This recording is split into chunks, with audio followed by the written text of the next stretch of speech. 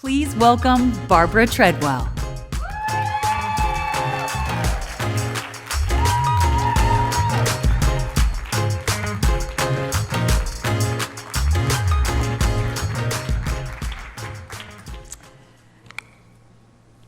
I'm old as dirt.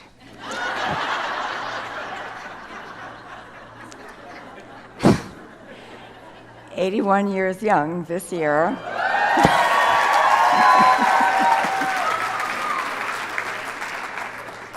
Still cooking, working 50 hours a week with my 2 practices in New York and Savannah. I've been a financial advisor for 42 years, and for 15 years before that, I was a therapist counseling terminally ill patients and their families in Mobile, Alabama. I'm going to share a perspective that I have perfected over 8 decades of life experience, and I've boiled it down to 2 words: but if. More on that in a moment, but as background, I'm an 11th generation New Englander, that's pioneer stock, with a mother and father who were married 67 years, and they both lived to be 95 years old. My growing up years were good. I married my college sweetheart in 1966, and in 1971, our first child was born, Terry Jr., a severely mentally and physically handicapped child. His sister Kate, a rocket by any comparison, came roaring along 12 months later. Terry was profoundly mentally challenged, and he had bilateral clubbed feet, which is very rare. 99% of the time, it's only one leg. The protocol for his care was casts for almost 2 years, and then surgery, one leg at a time, because it was so severe. 2 days before that first operation, Big Terry, the father of our 2 children and my husband of 8 years at that point, got into his sailboat and he left us. He literally sailed into the sunset. We never saw him again. That was 1974. And no, he didn't die at sea. Someone sent me his obit 5 years ago. We had just moved into a new house, and 90% of our household income had walked out the door. Big Terry made big money. I made $585 a month, gross. So I had to get 2 more consulting jobs to hold it all together. I did not lose my new house. Little Terry went into respiratory arrest during that operation, and they ended up having to do both legs. The surgery itself was a success, but when my boy regained consciousness, he was a different human being. He screamed all the time. He never slept. He was violent. He broke the rung of a kitchen chair with his bare hands, and he was 50 pounds dead weight, not even sitting up yet. After 1 year of 3 jobs and no sleep, my back was killing me. I was on my knees with exhaustion, and I had to surrender. I was defeated. I did what I said I would never do. I institutionalized my child. Truly, it was the right move for all of us. It was a wonderful home in Montgomery, 2 hours away, visited all the time. And Terry got the 24-hour care that he had to have. Barbara got some sleep, and Kate got the attention that she deserved. And we were all doing well. So after 2 years, I met and married a wonderful man named Joe Treadwell, and he adopted both of my children. Joe and I did not stay married, but we were very close friends until the day he died in 1989. So ponder this for a life lesson. My first husband deserted us. But if he hadn't, I wouldn't have met Joe, who taught me so much about business and helped me prep for my next career without either of us knowing it. More time went by. My childhood girlfriend, Judith, an actor in New York, said, "You should move to New York." And I did that. And through brutal trial and error, It took 3 moves to find the right home for Terry. One home actually dropped him off at an emergency room and said, "We don't want him, call his mother." But we found a wonderful home, Lexington Center, at the foot of the Adirondack Mountains in upstate New York, and Terry thrived there. Kate excelled in sports and academics in New York, and I found a most unusual career counselor who led me to find my new calling in financial services.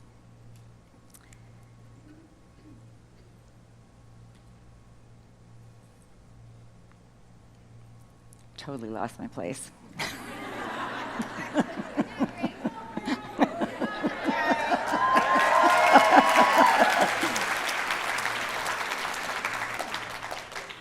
New York was a bodacious move. I still can't believe that we did it. But if Joe and I had not been divorced, I never would have gone there. And New York City is where my whole life turned around. Terry's life expectancy was long, 85 is what they said. And though he was severely disabled, he wasn't sickly. He didn't get colds or the flu. And I love that picture. Terry was nonverbal, so we just looked at each other a lot. So Terry's life expectancy was long, but unfortunately he got simple pneumonia, and it wasn't simple, it was fatal. It grabbed him one organ at a time through one unbearable week, and then I lost him. He was 41. Now, you remember me saying that I counseled terminally ill patients and their families, and I did that for 15 years, and I had a caseload of 400 people. I knew exactly what was happening to me, but I couldn't help myself. I was inconsolable, and a friend and colleague of mine in Chicago introduced me to Hinduism. And through Hinduism, I found the strength and an unusual perspective to help me with my grief work. I have a lot of religious people in my family, an Anglican priest, ordained ministers, but I never got religion until Terry died. And mind you, Hinduism was not compensation for his life. But if my boy had not left this earth and gone on to his next adventure, I seriously doubt that I would have found faith in a higher power, which sustains me to this day. My secret sauce for survival has 2 main ingredients: resiliency and gratitude. I've been knocked down and beaten up a lot, but I've learned to scramble back up, and in the lyrics of Taylor Swift, just shake it off. Resiliency means 2 things to me.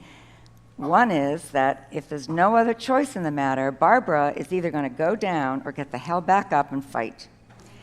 And I abhor violence, but inexplicably, I love boxing, and I'm always cheering. I'm always cheering for the guy on the ground to get up before the count of 10. I've also learned when to quit, which is a very important part of resiliency. One of the hardest things in life is deciding whether to walk away or try harder. Gratitude is my second ingredient, and it's essential to my character. It's impossible for me to feel sorry for myself or for you to feel sorry for me, because I'm so fortunate and I have so many gifts. And when I'm discouraged, my simple remedy is to count my blessings. So count them with me. My brother and I were the luckiest kids on the planet to have the parents that we had. I inherited a fabulous brain, and it is such a gift. I have awesome friends. I've traveled the world. I'm strong and healthy.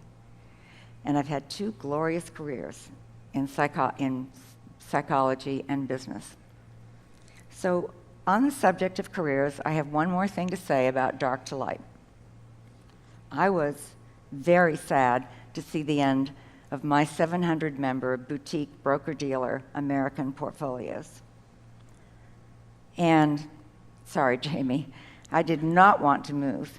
to a mammoth 11,500 member BD, because at this stage of the game, how was I going to fit in? But the craziest things happen.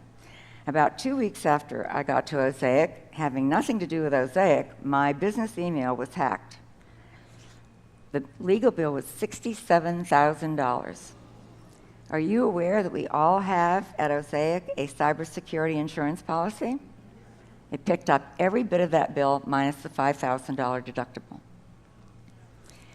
And also within minutes of getting to Osaic, I heard about the BFA program, and that was made for me. I mean, it's a true convergence of my two careers in psychology and business, and I went deep into coaching with Karen Keithley. I learned more from her than I did my master's degree in counseling. And last fall, I went to ConnectEd to Heather's Hawthorne's breakout session on podcasting. I'm so into it, I've hired a podcast producer. I looked up my old publicist in Savannah to have her, beat the drum. I'm going to rehire Amy to coach me. I mean, I can hardly wait to get started. And last but not least, I was chosen to be a speaker at W Forum, which I think is so cool.